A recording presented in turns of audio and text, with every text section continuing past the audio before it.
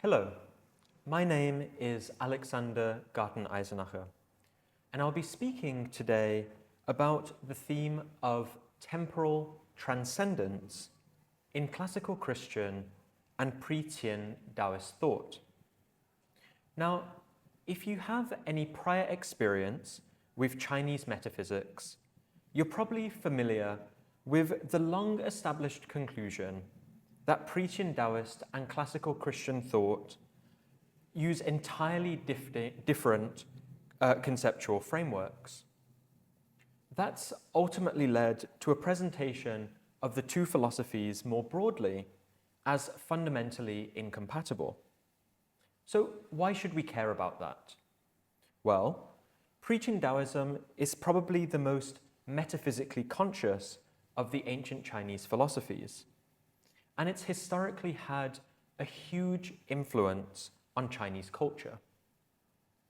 Similarly, classical Christianity's success at developing and spreading ancient Greek metaphysics led to it becoming the dominant worldview in pre-modern Europe.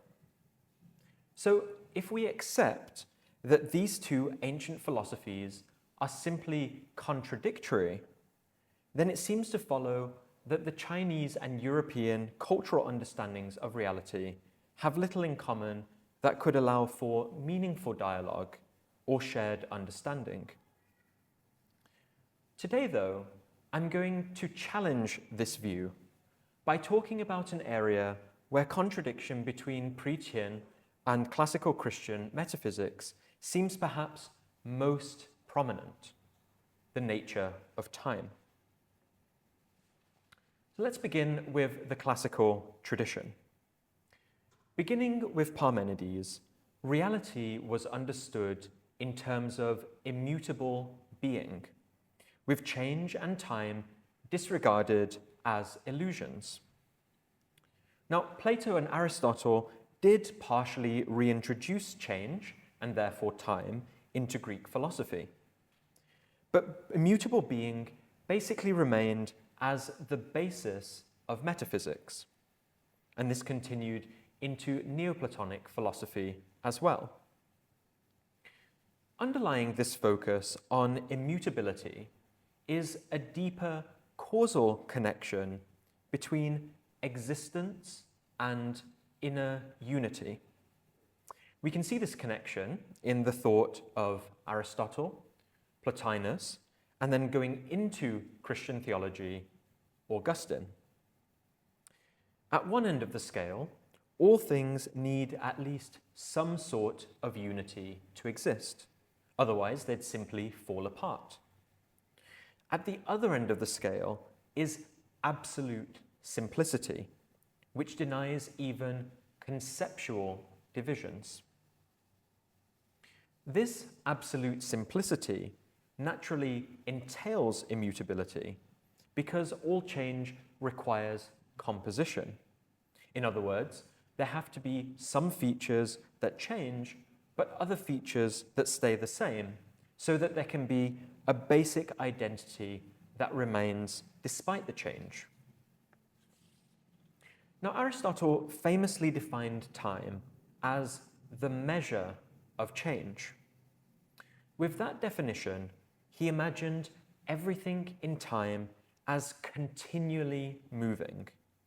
Each present moment moves into the past to be replaced with a new present moment coming in from the future. This viewpoint was basically adopted by the classical Christian tradition as well. So, temporal life was understood as sequential and fundamentally divided.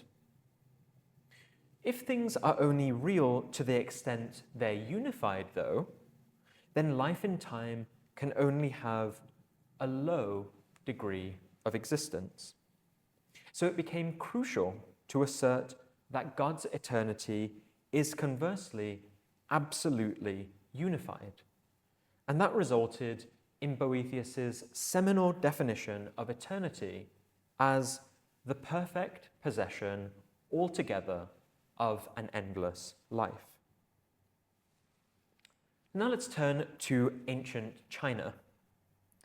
In stark contrast to the Greek focus on immutable being, ancient Chinese philosophers emphasized the total flux of everything in the world.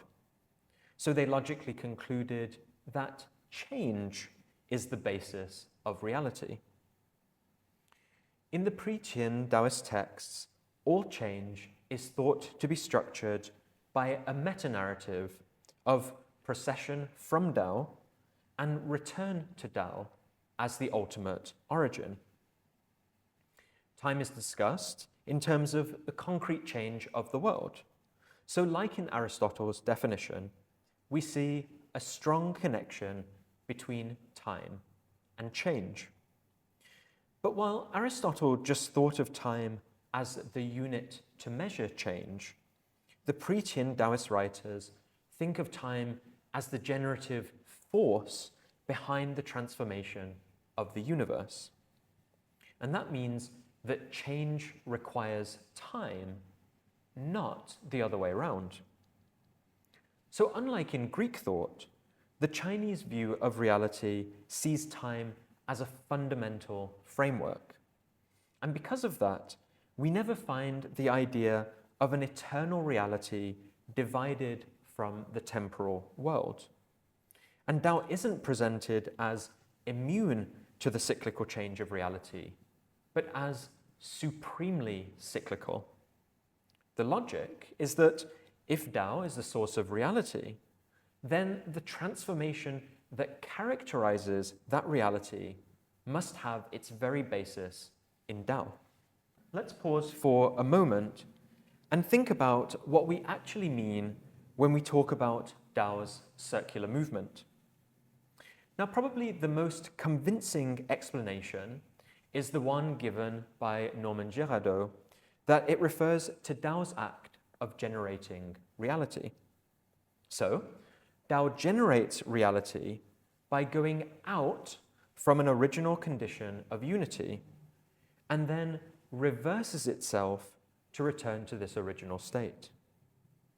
If that's correct, then the cyclical movement of Tao basically means Tao's creative activity and presence in the world. Think of Tao's procession and return taking the whole of reality along with it to create Taoism's cyclical meta-narrative. But remember, we've said that time is the generative force behind change. So if we're now saying that Tao's movement generates the change of reality, then we naturally conclude that Tao's movement is linked to time itself.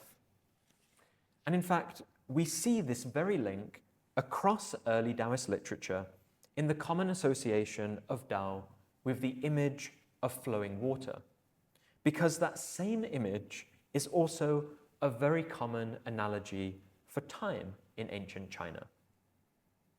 So we ultimately end up with the conclusion that it's as the flow of time that Tao's procession and return drives the generation of all things from Tao in birth and their eventual return to Tao in death. So far then, it does seem like the two viewpoints on how the ultimate origin relates to time are indeed complete opposites. But things aren't so straightforward.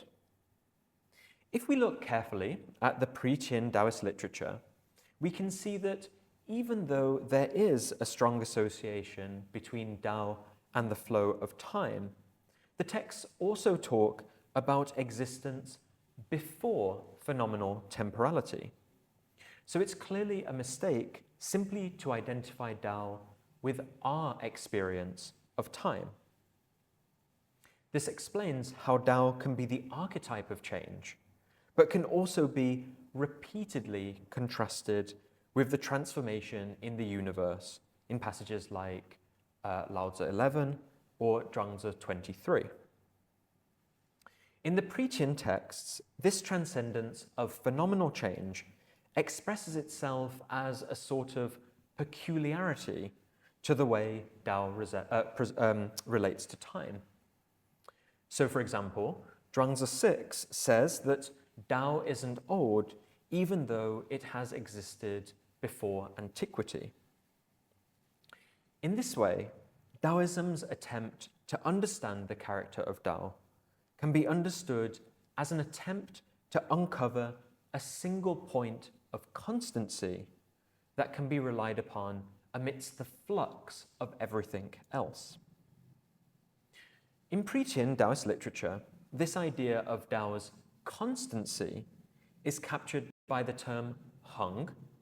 So hung acts as the main way that Tao's temporal transcendence is conveyed.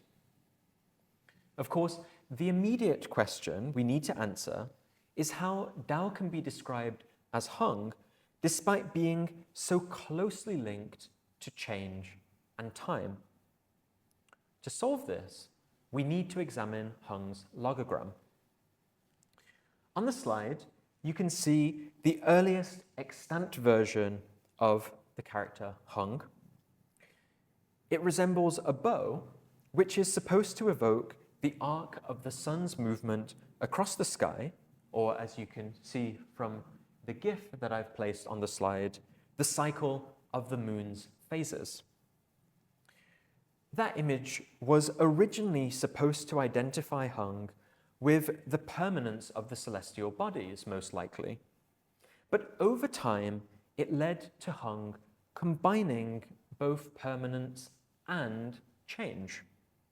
So, for example, the Shuowen Jiezi, a sort of ancient Chinese dictionary, defines Hung as describing the pattern of change of the moon. In other words, the constancy of Hung doesn't mean a Greek idea of immutability. Instead, it expresses a constant pattern of change that's predictable and reliable because of its cyclicality. Tao's combination of permanence and transience ultimately results in passages like Lao Tzu 25, where the claim that Tao alone doesn't change is immediately juxtaposed with the statement that it moves in cycles without ceasing. So to fully understand the meaning of Tao's temporal transcendence as Hung, we need to relate it to Taoist philosophy's most significant metaphysical framework, the categories of You and Wu. These terms literally mean to have and not to have. But in the texts, they most significantly contrast the phenomenal world with a primordial, undifferentiated state. So a translation like determinacy and indeterminacy is probably most helpful. Tao isn't strictly the same as indeterminate Wu, but the Pre-Qin writers intimately connect the two, and they often use metaphors for Wu as a way of grasping at the character of Tao, while still maintaining that Tao transcends all language. Now, I'll briefly mention 3 of these metaphors to show what they can tell us about Tao's temporal transcendence as Hung, and how this differs from classical Christian eternity. The first metaphor is one. This expresses the unity of primordial reality before the universe. On the one hand, the close relationship between Tao and one emphasizes that Tao transcends all division and duality. But on the other hand, the ultimate priority of Tao over one, in passages like Lao Tzu 42, prevents us from simply identifying Tao with one, akin to what we see in Plotinus's Enneads, for example. In that sense, Pre-Qin Taoism resists classical Christianity's idea of temporal transcendence fundamentally as an expression of absolute simplicity, in the way I mentioned earlier. We can see this difference in the pre-Qin literature's choice to associate Tao with two more metaphors for primordial Wu, namely chaos and a bottomless pool of water. Unlike the classical tradition's tendency to use geometric images like a point to visualize eternity, these two metaphors instead put across the idea of an endless expanse.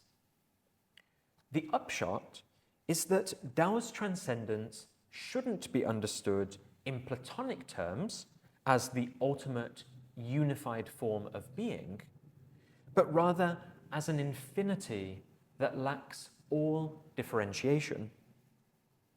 This is put across most famously in Zhuangzi 7, in the cosmogonic myth of primordial chaos as an emperor who's accidentally killed by being given holes and therefore differentiated. And you can see a vivid painting of this story on the right-hand side of the slide. So what does all of this mean for Hung? Well, if the metaphor of chaos emphasizes Tao's undifferentiation, then it's clear that Tao can't be subject to measurable time. That's because time can only be a metric if there are standard, repetitive processes that it can be measured against. And of course, that's the very thing denied by the concept of chaos. That's what's behind Zhuangzi 6's statement that Tao isn't old despite predating antiquity. In concrete terms, Tao's undifferentiated infinity is compatible with, and indeed serves as the basis for, phenomenal time's extension, flow, and transformative potential. But Tao transcends the differentiation that structures phenomenal time, namely metric and tense. And that's how we should understand Zhuangzi 6's further claim that the sage united with Tao is able to be without past or present. So that just leaves the third metaphor, bottomless, churning water. This one's extremely important in combination with the metaphor of flowing water to describe Tao's movement in the world. Together, the procession and return of phenomenal reality to Tao becomes the overflow of this primordial water and its eventual return to its source, just like a river returning to the ocean. But since this image of flowing water also describes the flow of time, then it follows that the bottomless pool represents primordial, undifferentiated time that hasn't begun to flow yet. Now, if we think about this conclusion, then it completely reorientates our understanding of time. The water metaphor presents time as a common thread that exists across the division of Wu and You. So if primordial Wu is the origin and end of phenomenal time, then it's clear that the restrictions of time's metric, tense, and directionality aren't absolute, because they just represent a secondary manifestation of time. That means, finally, that Tao as Hung isn't really a temporal peculiarity at all. Instead, it reflects the primary nature of time. So with these conclusions in mind, I'll now return to classical Christian metaphysics to examine its concept of eternity more closely. Plato famously defines phenomenal temporality as a moving likeness of true unified eternity. The same basic relationship can be found in Plotinus, but with the important development that phenomenal time is now described as a distension of eternity itself. In other words, time is basically the simultaneity of eternity that's been stretched into a sequence. Augustine bases his philosophy of time on Plotinus, so it's not surprising that he also sees time as a distension of eternity. The contemporary philosopher Heinrich Beck argues that this characterization in Plotinus and Augustine's thought expresses a recognition that time can't ground itself because the present can't just appear from non-being and then disappear again into non-being. So, just like in Pre-Qin Daoist thought, Beck argues that these writers propose something beyond phenomenal time to act as its origin, sustaining ground, and ultimate end. If we follow this logic, then even though eternity and time are defined in contrast to each other, eternity isn't actually the antithesis of time in classical Christian thought. And this means that the common label for classical eternity, so-called absolute timelessness, misrepresents the way that eternity was originally understood. Simply put, if time is basically eternity that's been stretched out into a sequence, then eternity is in fact the truest unified reality of time. So viewed in terms of this relationship, it becomes all the more significant that eternity is often identified with the divine being in the classical tradition.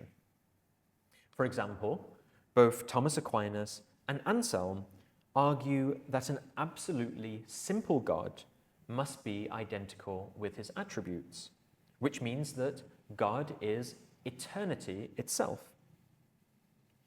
If so, then time becomes an outflowing of the divine being. And that means that time, just like goodness, love, beauty, and so on, exist in God in its perfect form. We can conclude then that the term eternity actually describes God himself as the truest form of time. That explains why eternity is associated with life throughout the classical tradition, an association that has played a big role in shaping its meaning. Brian Leftow argues that it compelled the classical writers to think of eternity as a type of duration, while absolute simplicity conversely compelled a point-like understanding. This ultimately resulted in an interweaving and juxtaposition of the two models, which Leftow traces across Boethius, whose definition I've put on the slide, Anselm, and finally Thomas's discussions of eternity. Now, Leftow's own explanation is to view eternity as a super-temporal dimension, which allows eternity to have its own form of extension, without this necessarily entailing extension in the temporal dimension as well. We can illustrate this point by comparing two-dimensional and three-dimensional graphs, as you can see on the bottom of the slide. So, what does all this mean for the comparative study of Pre-Qin Daoist and classical Christian metaphysics? The starting point of this lecture was the common belief that these two philosophies' understandings of time are complete opposites. But I've shown that this conclusion falls apart when we start to really examine it. And when we do, we see some significant similarities that help us to put the differences that do exist in context. Specifically, both pre-Qin Taoism and classical Christianity see phenomenal temporality as something that comes from the ultimate origin. So, both conclude that the ultimate origin embodies time itself. In classical Christian metaphysics, that suggests that we should keep some significant aspects of temporality in our understanding of eternity. And indeed, we've seen references to extension and even duration in the seminal accounts of classical eternity. That observation leads to a much more positive view of time in the classical Christian metaphysics than its Greek philosophical origins would suggest. Unlike Parmenides' view that time is a complete illusion, we can see the reality of time in Christian thought by eternity's relationship of embracing it on all sides as time's origin, ground, and end. In Pre-Qin Daoist metaphysics, despite the fact that the flow of phenomenal time is associated with Tao, we've seen that's just a secondary manifestation of time's original reality as primordial Wu. Just like in classical Christian thought, this primordial Wu time is imagined as phenomenal time's origin and end. That means that the restrictions of time's measurement, tense structure, and relentlessly advancing directionality aren't absolute in Taoist thought. It's on that basis that Zhuangzi Tu can say that all of time is unified, stating, "Nothing lives longer than a stillborn child, but Pengzu died early." Of course, differences clearly do exist between the two philosophies' understanding of the ultimate origin's relationship to time.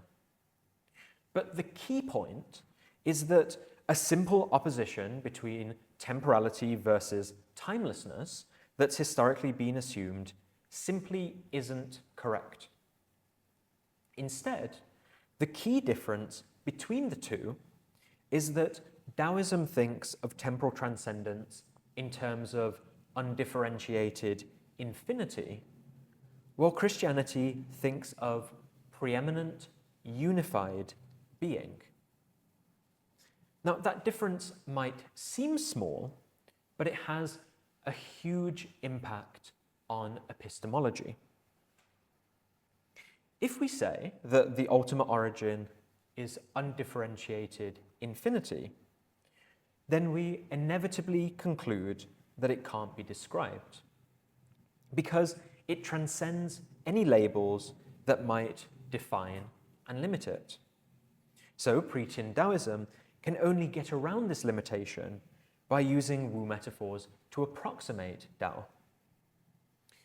But on the other hand, if we say that the ultimate origin is perfect, unified reality, then we can argue that it's the very thing we're ultimately talking about when we use language to discuss reality.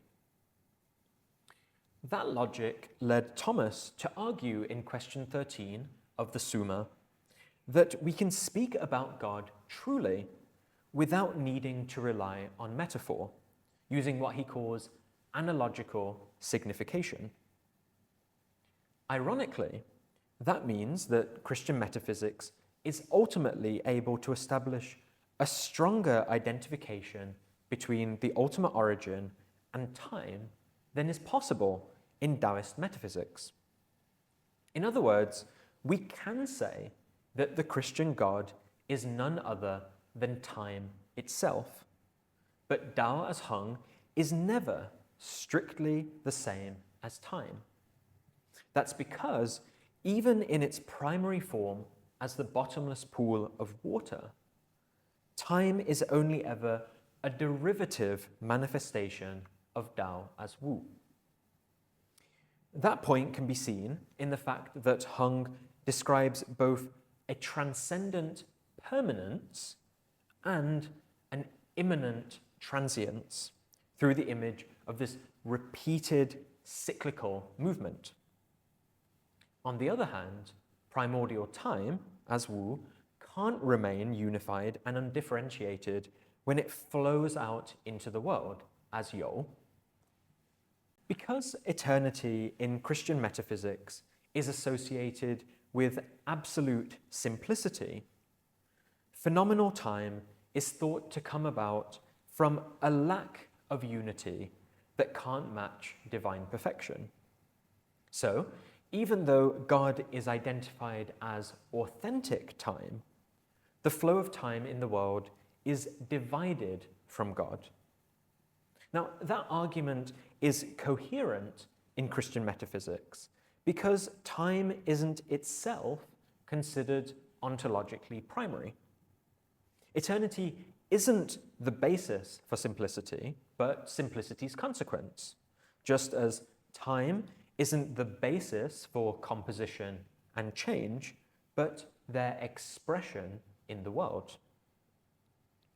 So, if the classical Christian tradition wants to claim the immanence of God in phenomenal time, it needs to point to belief in the incarnation.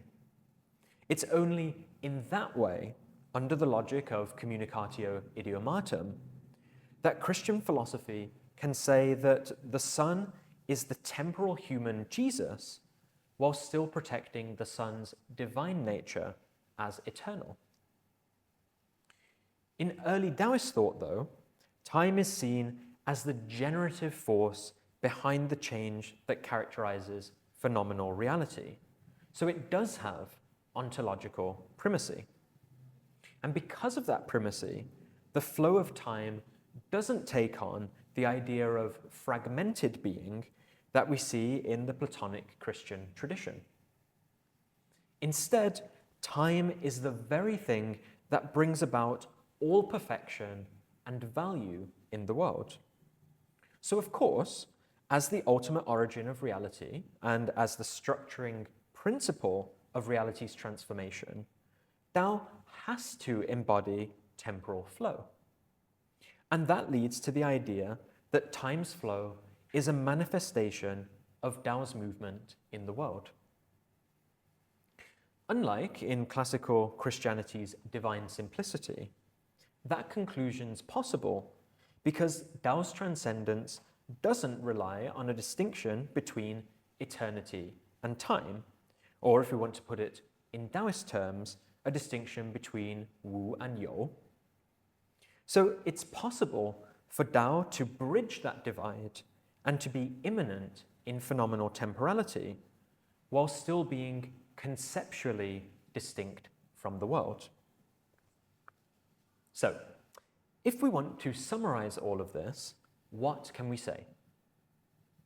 The first thing is that it's clear that really important differences in classical Christian and pre-Qin Daoist thought can only be understood if we recognize their different views of time within metaphysics. That means that even though we might conclude that both Tao and the Christian God are intimately connected with time in their respective philosophies, this doesn't mean that Tao and God are therefore equivalent metaphysical concepts. Nevertheless, the research I've presented today does show key mistakes in the popular understanding of both systems. So in that sense, it's reframed the relationship between the two. And I hope that in doing so, it can contribute to establishing a more meaningful dialogue between Chinese and European accounts of reality going forward. Thank you for listening.